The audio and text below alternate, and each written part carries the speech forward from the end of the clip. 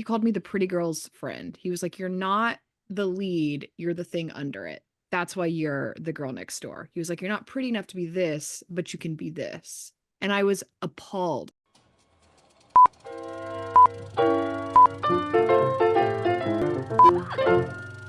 Not have an SD card. Rip. Tragic. Welcome back to the Hags Podcast. Welcome to the Hags Podcast. This is episode 3. Episode 3 already. Look at that. Wow, I can feel it. Any interesting things happen this week? Emily? Well, I mean, I went back to Colorado for a week. Colorado. Colorado. It was very nice. It was the first time in 3 months that I didn't wake up every morning with overwhelming anxiety. Oh. Well, that's good. I know. It was a chill week, though. All of my family lives there, so highly chaotic. Okay, family time in the mountains. Yeah. I saw you had a jacket on. It was cold. Oh my God. No, it was so hot when we got there. It was very hot, like 80s, like hotter than LA. And then throughout the week, it got colder and it started snowing. Snowing? I know. But we were like Wow. at like the top of the mountain in Estes Park when it was snowing. But like I was shocked. Like it was so Wow. hot and then all of a sudden snow. Like what inches? What are we talking? Like 2? How much snow? Like it did not stick. Like it was just flurry. Oh, that's a flurry. Yeah, we didn't get snowed in like Colorado does, but A sight to see at the end of May. That is a sight to see. And I saw elk, but I called them horses. And then my mom was like, that's not a horse. They have antlers. Yeah, I didn't see the antlers. Do they? Yeah, they I do. don't know. Yeah. Yeah, it was walking through the road. And then geese also walked through the road. Or they were Ooh. hens. I don't know the difference. I forgot. I don't know. But a lot of wildlife. Good times. I'm jealous. I went to Bozeman. Everybody talked about the wildlife. And then we went to Glacier National Park.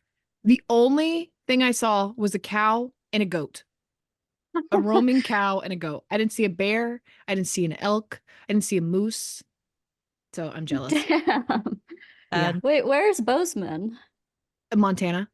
Oh, okay. That's crazy. Yeah. Everybody's like, you'll see bears everywhere. Not one bear. Yeah. At least you didn't have to scare the bear away. Yeah, that's true. Any hike I was on, I was like double fisting bear spray because I was so scared. For real? I'm dead serious. I'll drop a photo. Damn. Yeah. I love black bears. They're so cute. There's grizzly bears there, though. Oh, that's not a Yeah. vibe. No, they're No. aggressive. You still don't want to mess with a black bear. Yeah. Yeah. They're cute Yeah. though. They're very cute. They are really cute. Yeah. I saw a cow give birth this week Mm. when we were on a walk and we just heard this very loud noise. Grunt? It was like an animal scream, essentially. And my gosh. donkeys make really crazy noises. So I thought it was a donkey because they're always making weird noises. And Alex, my husband, was like, I think a cow is giving birth. And then How did he know? Carroll County things. Okay. But I look over and I'm like, I think that cow's eating poop. And he was like, the poop just moved. And it was a baby cow, like fresh out. The placenta was hanging out of the mother. Like this cow just gave birth. Oh And my we watched God. it for a little bit, and the mom was trying to get the cow to stand up. The little calf. It was so cute. That's so soon. She's like, get up. Aw. You That's how just they came are out. on your You own better learn how to walk. Dang, girl, she Yeah. just was born. And she was completely alone. Like the other cows were at the bottom of the hill. She just gave birth completely by herself. Wow. Women, we know what to do, no matter what form we're in. Wow. We don't need a man. No, We don't. She didn't. No, she didn't. That baby came out and she was starting to train it. Love No that brain for her. developed. He said, you're gonna learn. Yeah. But the timing, just crazy. That's crazy. I know. I feel like that is a weird parallel to our feature, right? Like, isn't there's like weird, I don't know. I don't know why that reminds me of Against Us, but it just does. Feels like Well, a little. there's a birth scene. There's a birth scene, and then well, it was cut, but there was the animal screaming. Well, I guess no, it's not cut. The screeching scene with the animal when your Rose is in the backyard and she's hearing Chopping the chicken in half. No, remember in the backyard when you're hearing the screeching of the animal chopping the chicken. Yeah. Not Can't to say much spoil more. it too much. We can't say much more. But if you keep listening, you'll hear more. Yeah, you will. And you'll get to see more one day. Speaking of Against Us, I have 2 new nightmares unlocked.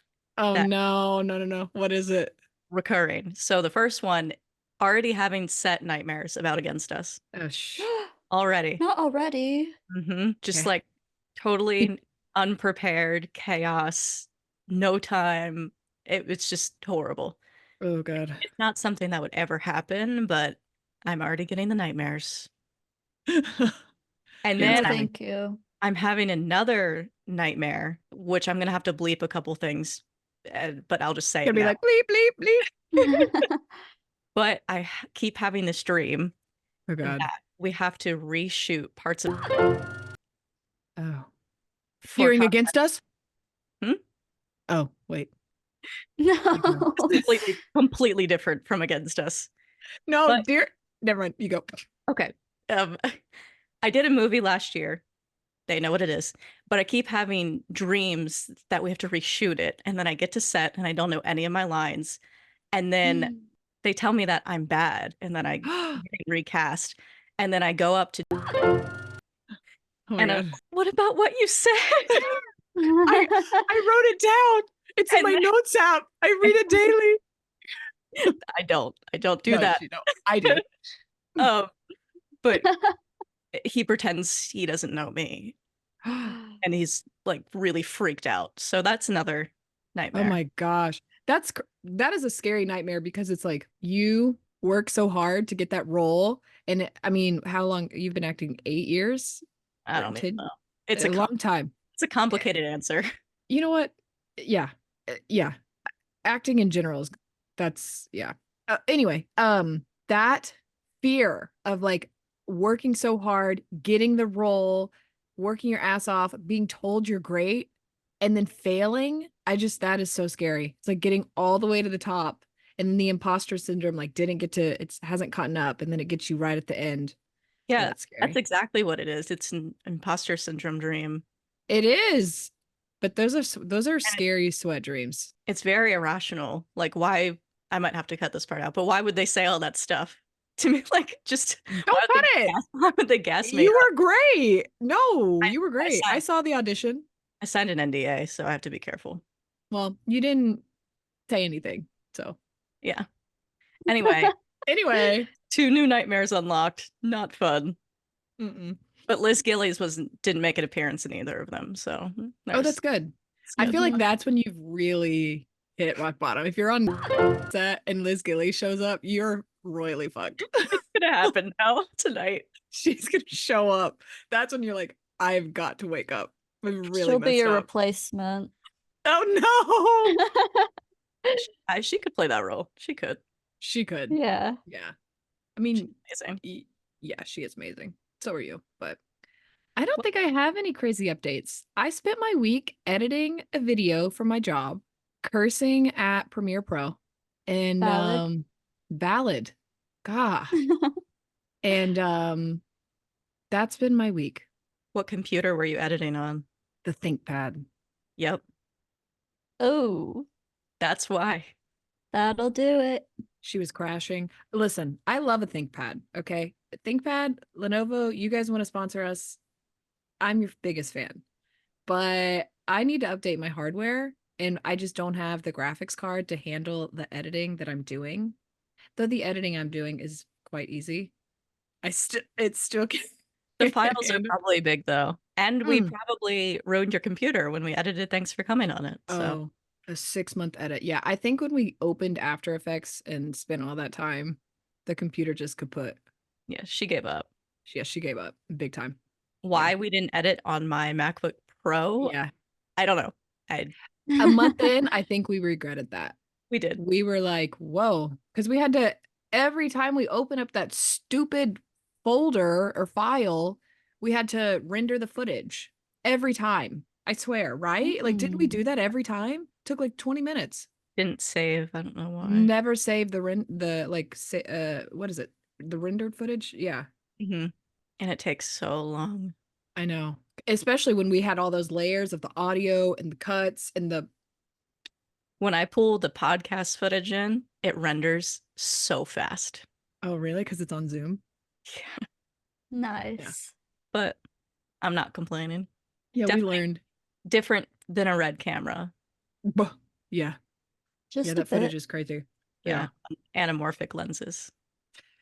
Okay. They're beautiful. You get cinematic masterpieces with that anamorphic lens. But editing on them, no. No. No, never again. Anyway, I saw Challengers. And guys, that movie was so good. It kind of reminded me of Whiplash. It was like I don't want to give it away, but it like was about a tennis match, the final tennis match of this like throuple. And then it was cutting back and forth of their life. So it's like the tennis match, this aggression, all these things that had been built up versus the things that you were watching back and forth in their life. It was so good. The soundtrack was almost like it was in like a dive bar in the 80s and everybody's like sweaty and gross, but it's just like feral. I don't know. It was very good. It was very, very, very good. It's my top movie of the year. I Yeah. love Zendaya. Although Wicked hasn't come out yet. Wicked has And not come out. Joker 2. Wicked comes out. Oh, Joker 2 comes out October 4th. Okay. You know what I'm mad that I missed that happened in LA last night that I had no idea was happening in LA? Lady No. Gaga premiered her Chromatica Ball, the film, in LA. And we literally could have went last night. And I missed all of it. I don't even remember where. Probably Emily, at the you're supposed to be Grove. on this. I You're know. good. I was like laying in bed scrolling and they were like, premiere happens in like a few minutes. And I was like, no fucking way. I was so mad. I love her so much. God, same. Did I you would- see the Can't wait. Instagram post of her Or- potential Met Gala look? She didn't go. I saw it. No. It's really cool. You liked it, Emily. You probably did. You just thought I probably don't remember. You know Never that I even liked happened. it. you said Lady Gaga. Yeah, I love her. She's Same. in Joker too, right? Or wait, what is the movie She's Harley in? Quinn. She's Okay, Harley that's Quinn. what I thought. That's what I thought. Okay, I cannot wait. Her and Joaquin. Oh, Oh. I love him. Oh my Oh my God. God, same. I Same. wonder what that dynamic was like on set because they're both I really know. intense. I mean, it's probably the same like with her and Adam. I don't know. I guess it's different. Joaquin is very, yeah, it is different. Yeah. I feel like he's in it the whole time he's on set. Mm-hmm. God, He has that vibe. And he'll just say anything. I know. I love it. Ugh, He doesn't his do a lot of. Smartless episode. I know his smart list was so good, and he doesn't do a lot of press. I think No. that's the No. only thing I've ever heard from him. He hates it. Yeah, Mhm. I've like watched panel interviews of him at film festivals, and he's and Mhm. to answer a question, it's like 5 words. What did he win? I Was think it her? Yes. double check. I Yeah. think it was Joker. It was the Joker. Yeah. He won an Oscar for the Joker? Pretty sure. I didn't know that. If he didn't, he deserved it. That movie was so good. I haven't seen it. I've Oh read my the It's fair. script It's very dark. Oh yeah. Did You the read the script. script. many times. Yeah. You want He to tell wanted. why you've read the script? Yeah, I did the Joker for class for I don't even know what 8 months. I took clown classes and all. Did it all. Yeah. It was very it gave me a deep appreciation for actors that can jump in and do that level of commitment to a script that is so dark daily for months. I can't imagine. I was going in it twice a week and it just was so hard to let go. And yeah, I still haven't seen the movie because I have some animosity towards the script still, but I think when the Lady Gaga and the new Joker comes out, I think I'll change my tune. Yeah. But right now I need distance. That makes sense. It's important to distance yourself as well. God, yeah.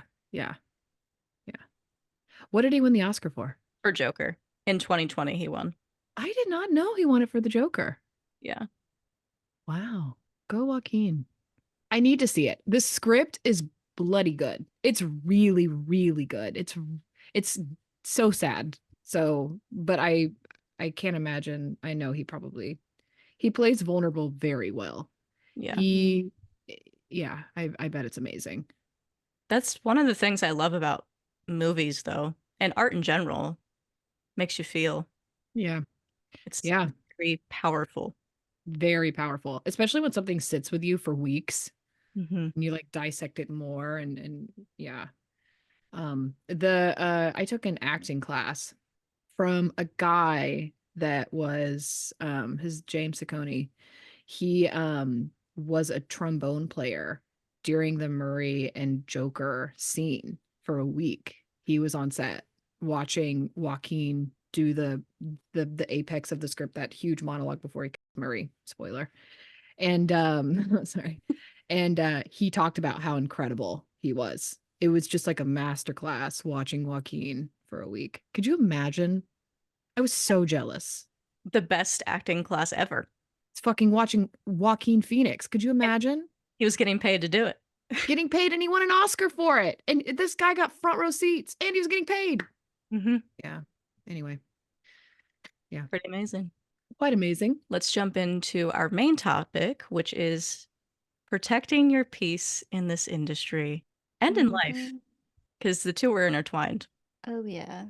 Yeah. An industry that to be an actor, you have to be opened and vulnerable and there's navigate. multiple layers to this as well. There is. So yeah. You have the actual acting and the craft and protecting your piece, like you just talked about with the Joker. How do you protect your piece during that? And then the other piece, which is auditioning and getting rejected and over and over and over and over again. And then you have the other piece, which is toxic people. Mm-hmm. I don't really know what other way to put that. Industry relationships. Mm-hmm. Vipers sucking everything out of you. And Activity. Yeah. during Tony DeMille's live last night on Instagram, he said something super interesting about his goal as an acting teacher is to, just make you a better actor. And he brought up how a lot of teachers like to be, I don't remember his exact wording, so this isn't a quote, but essentially how a lot of teachers want to be bowed down to. Oh my, yes. Which is make it about them. They want you to be dependent on them and them only. Yeah. And they want to hop on to your success and your, yeah. Horrible for so many reasons. One, this career is, for lack of better terms, everyone's dream who goes into it, essentially. Maybe not everyone, but most people go into this with a dream and like really big goals. And taking advantage of that's horrible. Oh, yeah. But also, to the craft, you have to be extremely vulnerable. You have to learn a lot about yourself, and you have to let all of your walls down. Yep. And that in tandem, it like being taken advantage of when you're doing both of those things is just, it's debilitating for new actors. I think a lot of people, if they get the wrong training, stop. Yeah. Or they they stop, they get stuck, develop a really horrible habits for their acting and honestly for the personal life. They end up in a compromised state because they don't want to be disliked by someone. They want to be favored by everyone in the industry, but that's not always a good thing. You have to be comfortable with people not liking you, because the second that you start to try to protect your piece and you put up boundaries, people are immediately going to hate you. Yeah. Because they don't like that. If you're a new little person coming into something, all they see is someone that they can build up and make their own. And you have to be able to put up your wall and be okay with them not liking you, maybe saying bad things about you. Like, it's not the end of the world to be disliked. I was very fortunate when I did my first like serious acting training. I had some before, but when I really dove into it, I was in an incredible studio with amazing coaches, Was this amazing Actors Arsenal? Actors Arsenal, Yeah. amazing coaches who only wanted the best for you, so understanding, and just all around So great people. jealous. Yeah. And I trained there for over 5 years. Oh wow. And when I moved, I obviously had to try other places, and I've been to a few since then. And luckily for me, I saw what it's supposed to be like. So when I was treated or witnessed other people being treated certain ways at other places, I was waving the red flag, like, this is not right. It's not okay. Yeah. But not everyone's that lucky. I don't know if most is the right word, but a lot of people are not that lucky. No, I think Yeah. I think it's almost a rite of passage, which is sad to have a horrible acting teacher experience as an actor. Or an agent. Or an, Oh, oh yeah. God, I've yes. had. Yes. Both. Why do we have to have both? Mm. Yeah.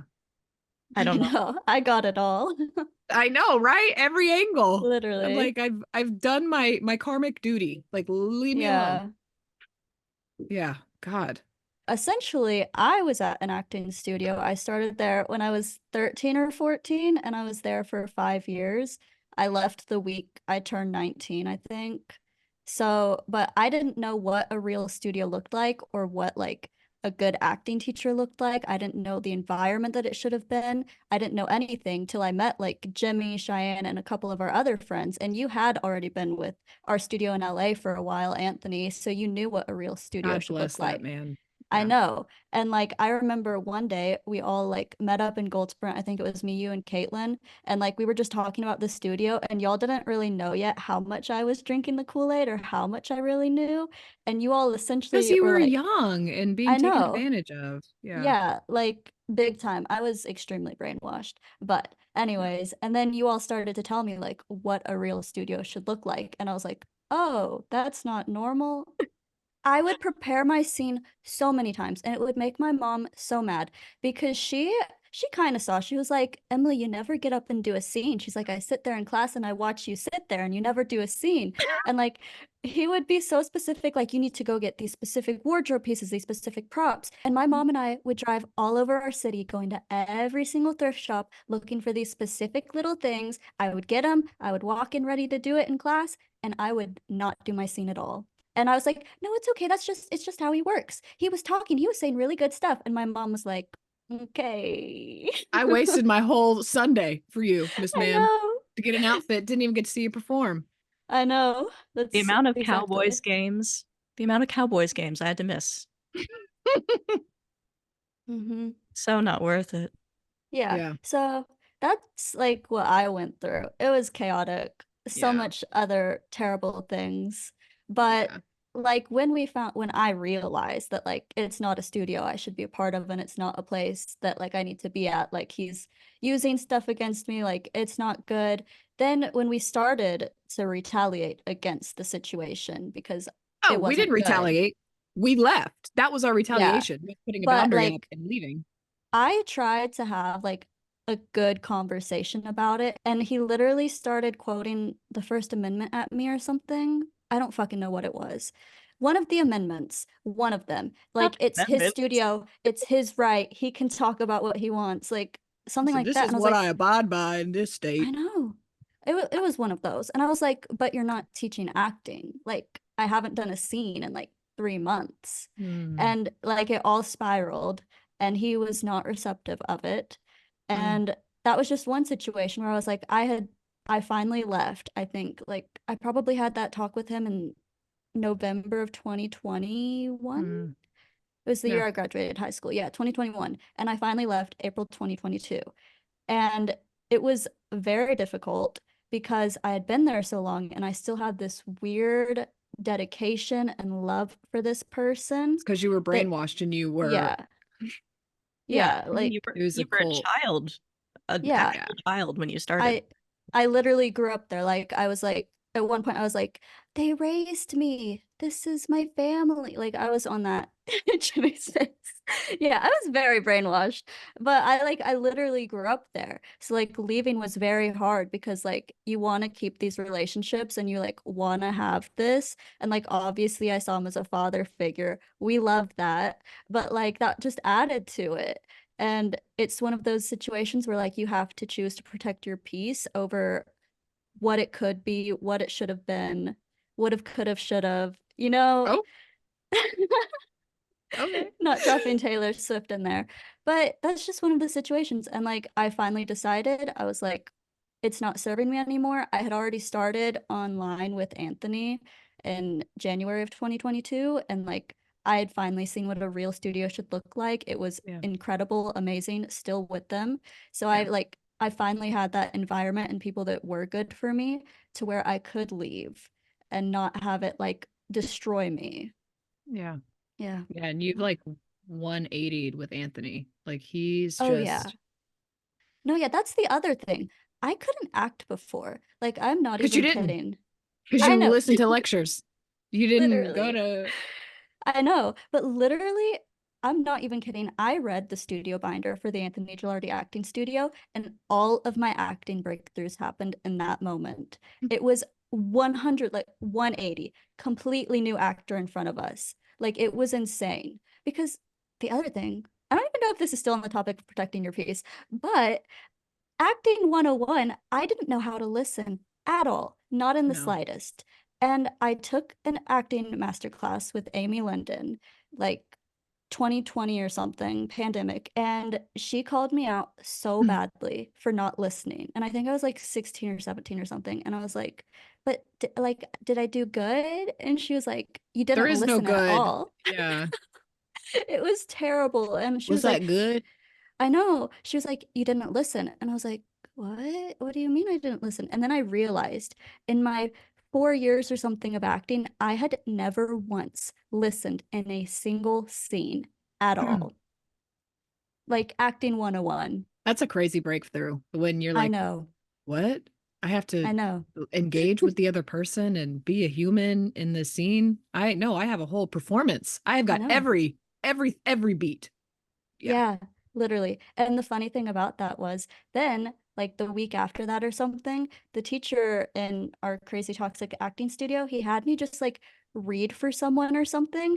And I like took her notes and like even though I was just reading, I was like, okay, I'm just gonna act like I'm actually like in it acting, as you should when you're a reader, anyways. And literally, I finished reading for one of the guys in our class, and that teacher goes, he was like, whoa, Emily can actually act. And I was like, You're my teacher. I'm giving you I've been 4 years worth of money. What do you mean? I know. I was like, okay. Yeah, Wild. craziness. So, anyways, leaving that was a major piece protector because I just remember the last few months in that studio, I literally left in tears every night. Like my drive home, I just cried the entire way because it was so toxic and so terrible.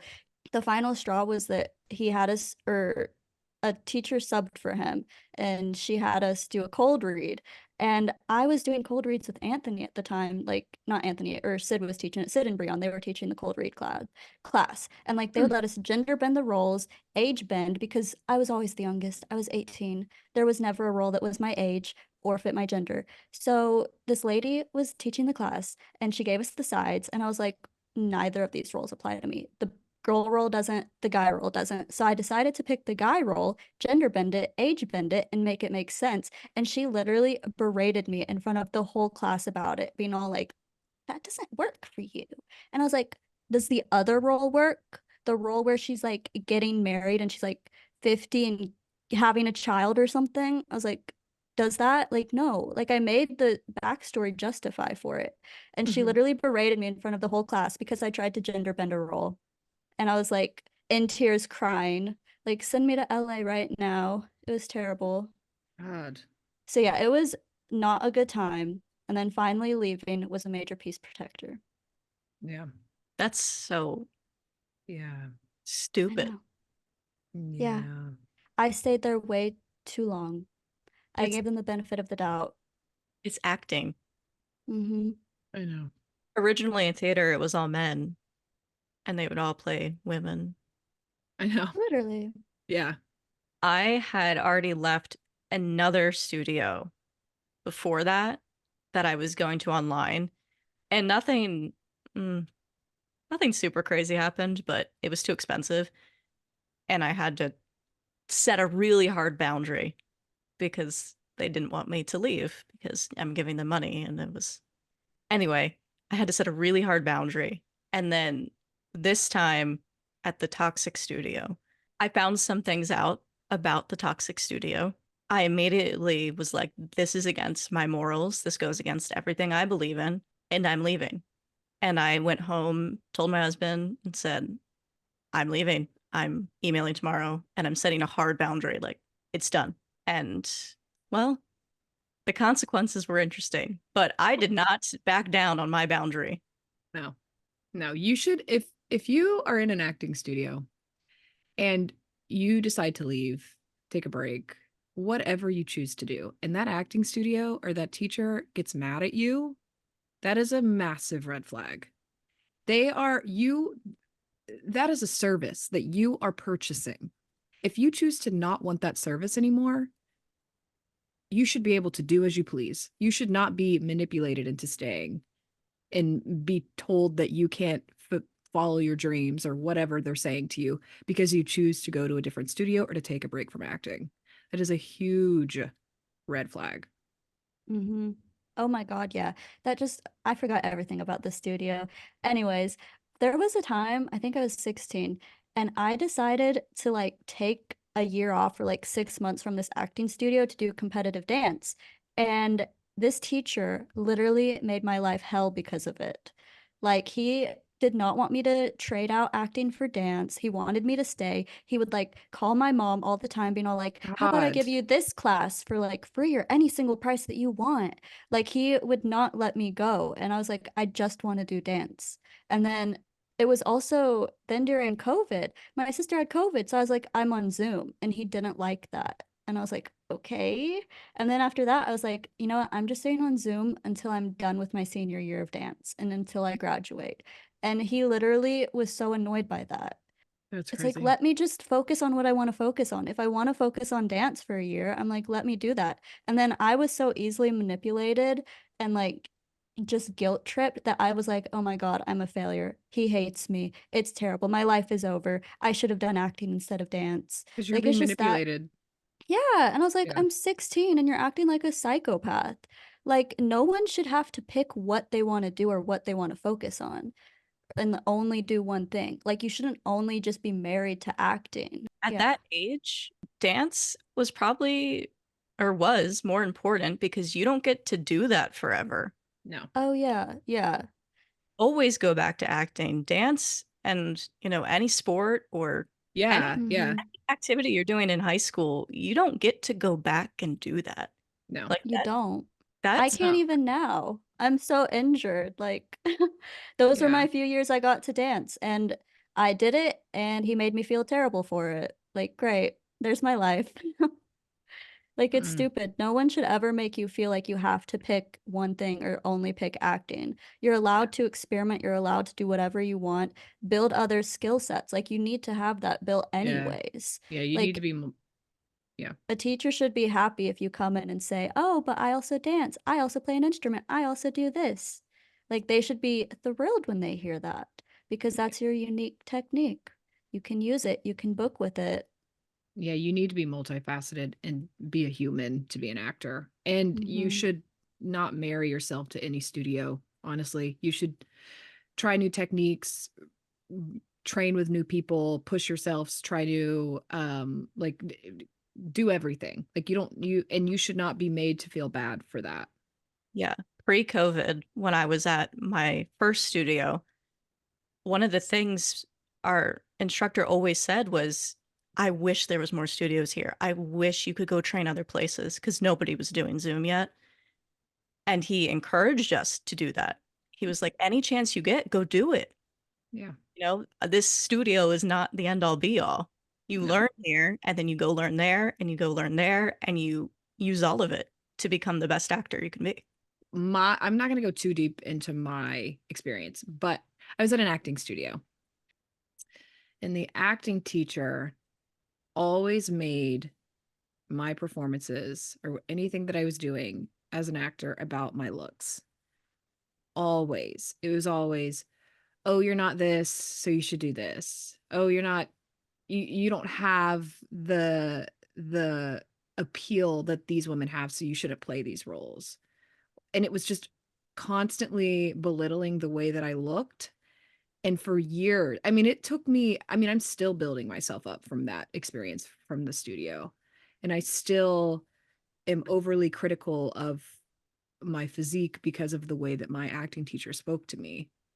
It it was horrible. You should, if you're at a studio that talks about your physical being as an actor, that is a huge red flag. Like you need to leave, especially as a woman, you need to leave that studio.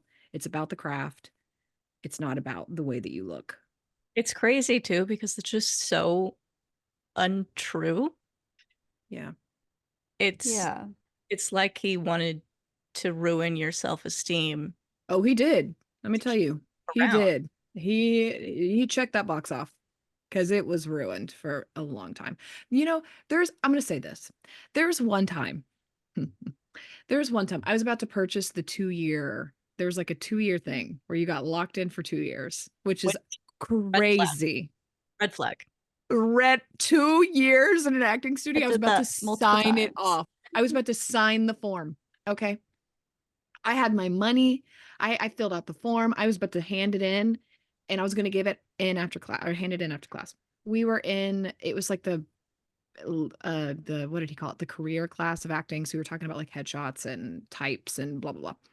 So he looked at me because he always called me the girl next door. Okay. And I was like, whatever, call me what you want to call me. It's whatever. So he looked at me one class and he said, you know why I call you the girl next door? I remember this so vividly. Okay. And I was like, no, like, do you think it's because I'm like quirky and it was just like listing off qualities of what the girl next door was. And he was like, well, he called me I can't remember. He called me the pretty girl's friend. He was like, you're not the lead, you're the thing under it. You can't be this, you're under it. That's why you're the girl next door. He was like, you're not pretty enough to be this, but you can be this.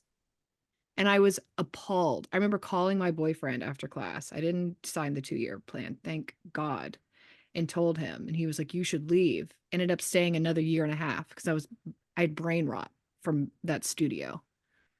And it was almost like this like weird self-pity relationship with the studio where he was like constantly belittling me and I was constantly going back. I don't know. Yeah, because he makes you think that you have a problem and that he can fix it or that he can make you a star. So he gives you these problems and then he's like, now let me help you. Like it's Yeah, a weird that's thing where he makes it seem like you need him to get yeah. anywhere because you're not going to be good enough on your own without him.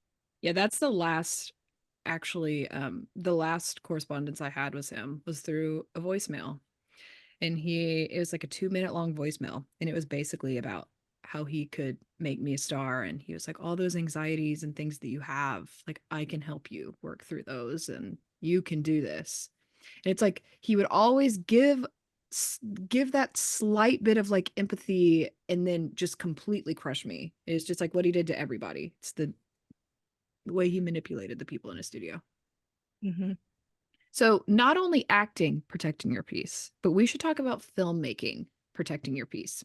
Yes. So as filmmakers, as we started our production company about a year and a half ago, but we had been making content honestly almost 2 years now. And we've had a lot of people, and it's hard because one of the big parts of HAG is giving opportunities to other people and helping other people and people that may not have any filmmaking experience. So everybody is handing us things and they're like, can you do this? Can you do this? Can you do this? And we started 2024 and it was like, we're going into this year saying no and setting up boundaries. We were drowning. It wasn't optional. It wasn't optional.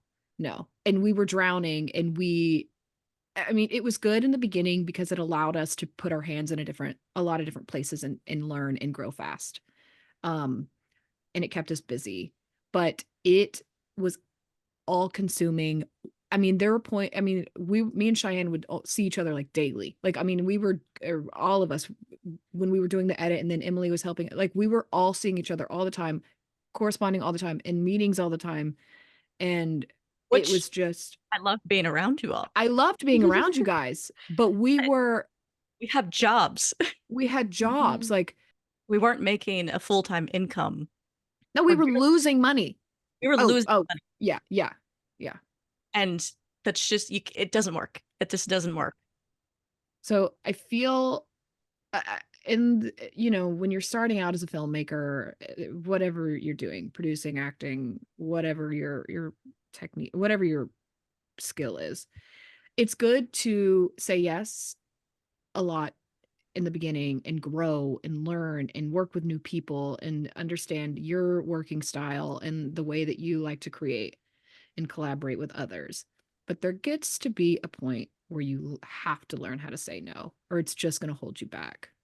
And I feel like that's where we're at. And I find it incredibly hard. I find it incredibly hard to say no and bet on Hag and continue to work on our projects while also having other people wanting us to work for them. Yeah, because it makes a lot of people very mad. Yeah. A lot of the people who were handing us scripts were our friends. So that added another layer of challenge, because I know you want to support them and you're like proud, but we just can't. Yeah. There's only so much time in a day. And also money. Like, that's just one other thing that, like, I think we got a lot from our year of, doing stuff, unpaid, getting our experience, running We did around. that almost 2 years. I mean, we did that. Yeah. Like, really. Yeah. And, like, we got what we needed from that. And I think that that's just something that we've moved past, where now it's like, if you need us to do something for you, like, there needs to be, like, compensation. Like, it needs to make sense. And that's something that people don't like, because they want you to do everything for free for you. And there's the people that you'll do that for, and then there's the people that it's just not worth it. And you have to be okay with saying no and having them accept that, because you can't do everything to please everyone. It should be a symbiotic relationship. I was just about to say that. Yeah. We're going to do this for you. We should be getting something in return. You should want to be a part of the process. You shouldn't just be like, here you go. Do it all for me. Do it all for me. Yeah. It's what do they call it? Creative capital, where it's like, I'm handing you this as a filmmaker and where I'm at in my career. And like, I expect that back if we're not going to compensate one another financially. You know what I mean? Like, we are exchanging our skill sets and mutually helping each other out. It's not this is what I have. Can you do this? It got to the point too, which is where it started to become a major problem. We couldn't focus on our projects. No, we couldn't. I think we celebrated multiple birthdays together working on other people's stuff. Yeah. Yeah. Like, and not to, I want to say, like, I'm not to sound ungrateful or anything, because I do think we've gotten to where we're at from doing all the things that we've done. But now we're just in a spot where we have to be more selective, and we have to say no and work on our projects. It needed to be done, for sure. It needed to be done. But we got to the point where we had to set the boundary, because December and the beginning of January, December 2023, I don't know how I survived that physically and mentally. No. I don't get stressed out very easily. I've learned how to manage my stress very, very well in my 20s. Wasn't always like that, but I've gotten not. And between my multiple jobs and Hag and acting and just everything, I had a meltdown in January before I moved. I was so tired. I couldn't do it anymore. I was just exhausted. I wasn't sleeping. I didn't have a day off for 4 months. Yeah. Yeah. I'm not exaggerating. No. It was nonstop. I worked on Christmas. Yep. We had it like our table read like the day after Christmas. Yeah. Like, it was nonstop. If I hadn't left my job during that era, I don't know, I would not have made it out. That was, I don't know. incredible, so much chaos. It was literally a new project every week for us. Yeah. When I got home from our podcast shoot, that's when it happened. I walked in and realized I had to go do another job, and it was like 9 p.m. and I'd been going nonstop all day. And I just had a meltdown and lost it. And Alex was like, "What's wrong?" I'm like, "Everything." Like, I'm just so tired. Yeah. Like we talked about last episode, I have a chronic illness, so I was just like really, really drowning. Yeah. And Pushing it.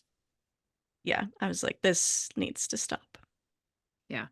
Yeah, same. I threw a bowl and I still have a scar on my hand.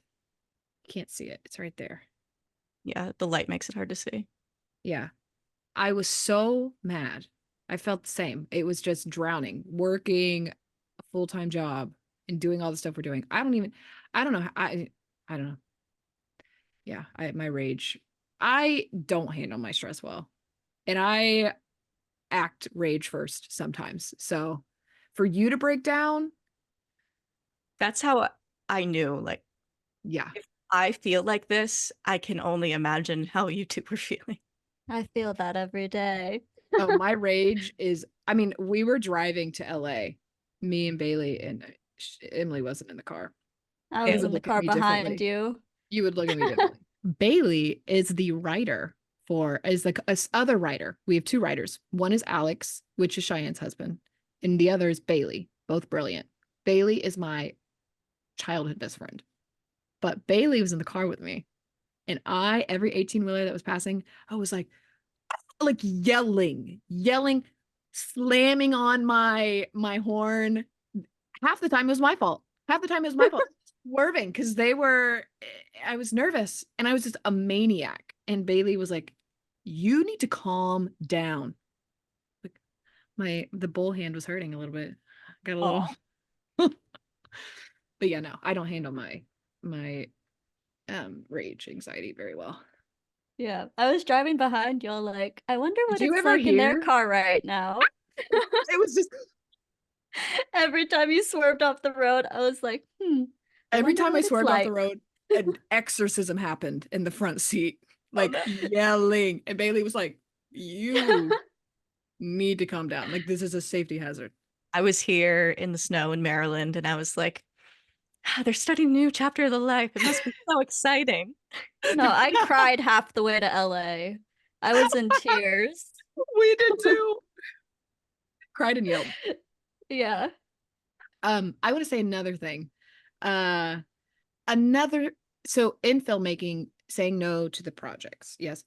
There are times where you're given opportunities that sound really good. It could be money, could be a job, but you've got to assess to make sure that it's the best move for you. So an example, we had a film that we had written for a 72-hour film festival, a short. It's really good. And we had an opportunity to get a horror feature film funded. So we stayed up all night multiple nights, putting together a pitch deck, fleshing out the story, coming up with everything that we needed to do to finish the story and to pitch it to this investor. And he loved it, wanted to work with us, was going to give us money. But the deal that he wanted to give us was abhorrent. It was horrible. It was the contract was not good. The money was like it just wasn't a good deal. And if we would have taken it, yes, like we could have had like I think good things could have come from it, but better things would have come from us keeping the script and doing everything ourselves. So I think there are times where it feels like this is a really good opportunity, but you need to assess with your long-term goals and your morals to make sure that it aligns best for you. Do you guys have anything to say about the thing? Yeah. So I think that contract and that opportunity could be great for a lot of filmmakers. Oh, completely agree. Yes. But the way we run Hag and the spot we were at in our careers, both acting and filmmaking, It didn't make sense. Mm-hmm. Working with a budget, I'm not going to say the number, but working with a budget that low on a feature film was not going to work for us. One of the things we really care about as HAG is paying our crew fairly.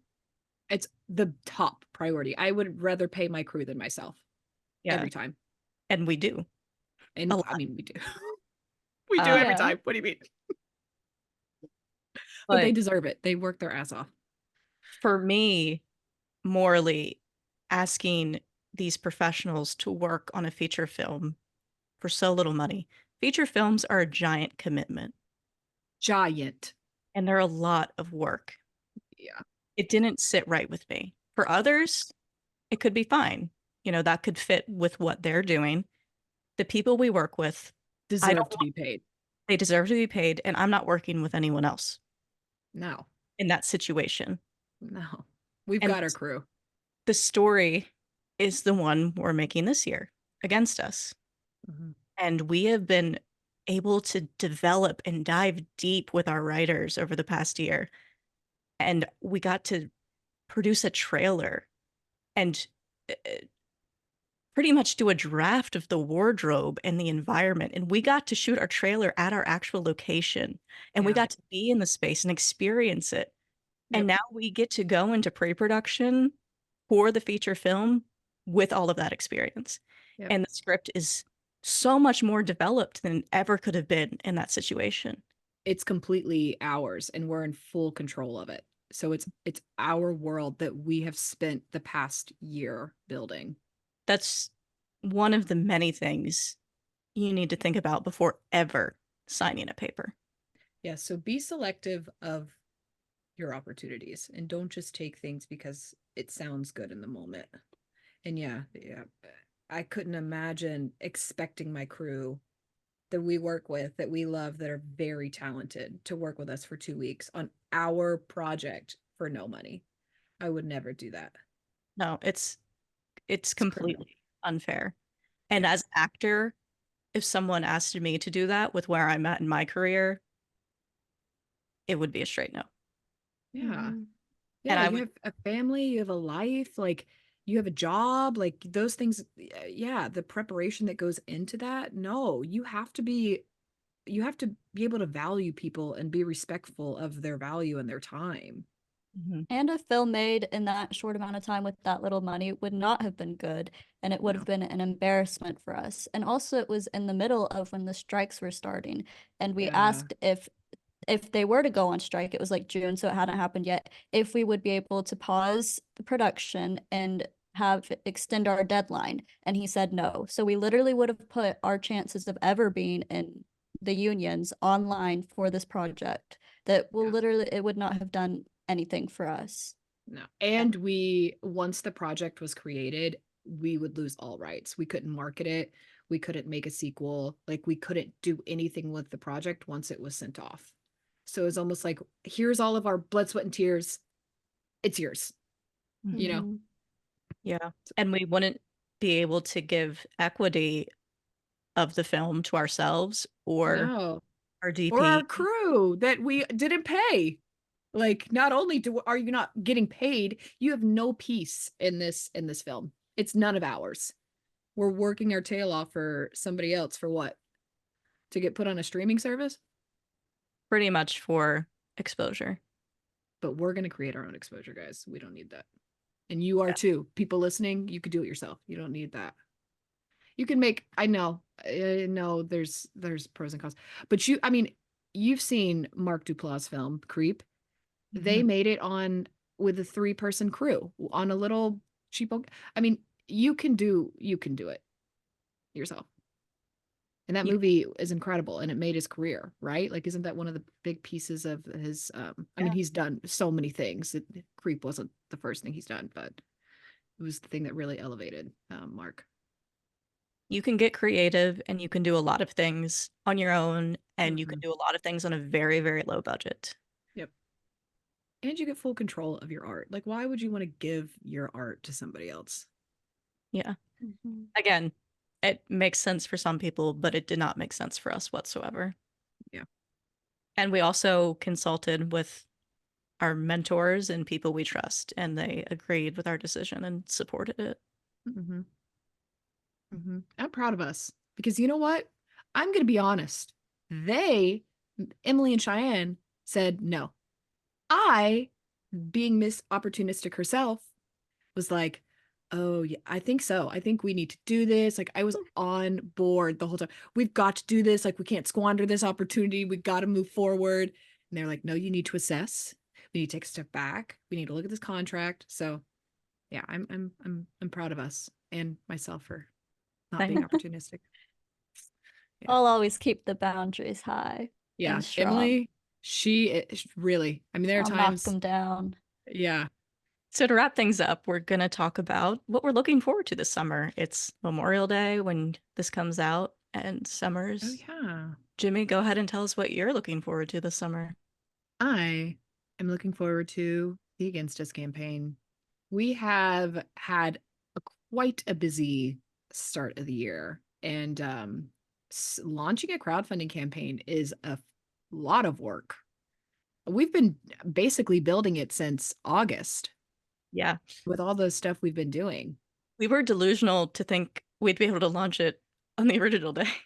Oh, delusional. There is my no God. way we could have done that. No.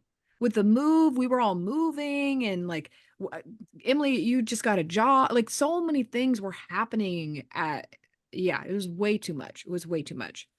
And I feel like we have really narrowed down our messaging and how we want to present the story and Hag and you know, I feel really good about it, and I'm excited to see what people think about the campaign and showing it off. Yeah, I'm excited for people to see the trailer. Me too. And the proof of concept video, which isn't done. Oh, we'll get there.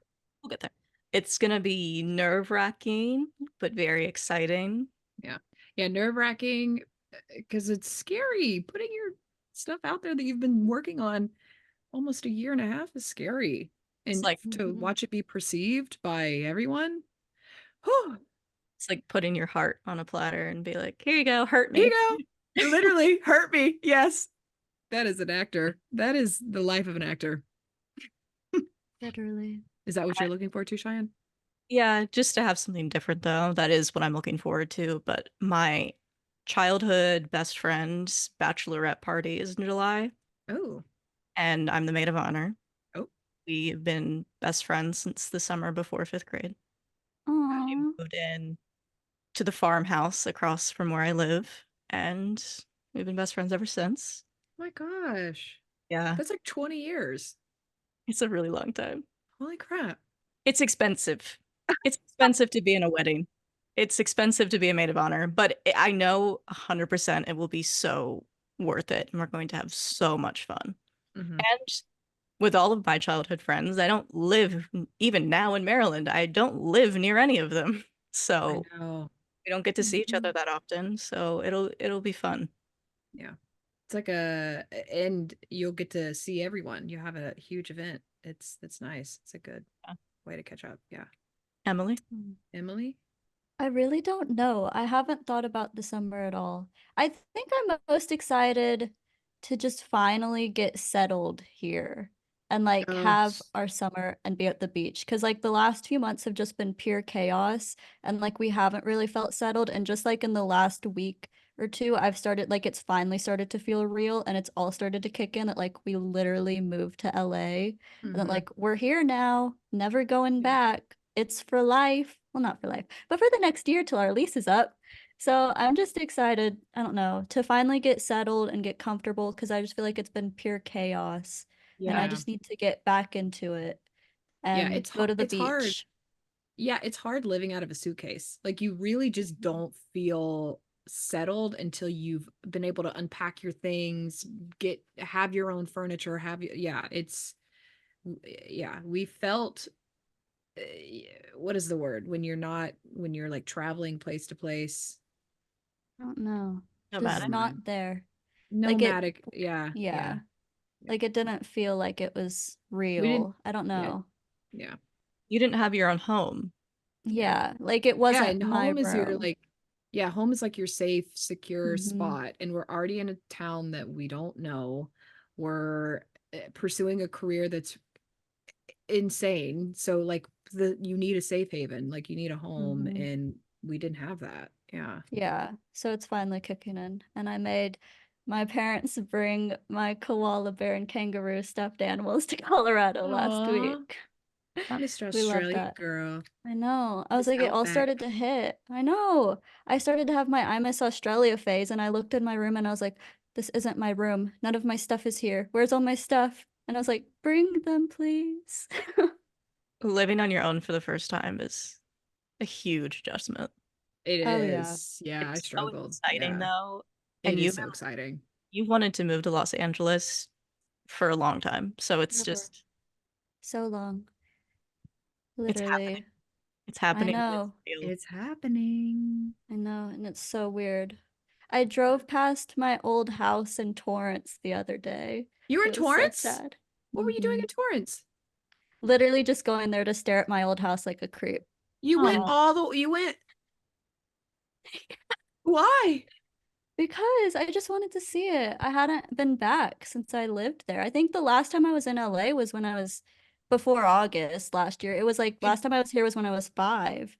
So I like wow. went back to Torrance. I drove past all the old places, my old park, When I get stared back, we're going outside. to Malibu. I want to live on We Malibu have for the to. next week. I'm No, but it's annoying because I did go to Malibu like last week or something, and it was like 80s, nice here where we are, 70s, and I drove to Malibu. The second I hit Malibu, 50s and cloudy.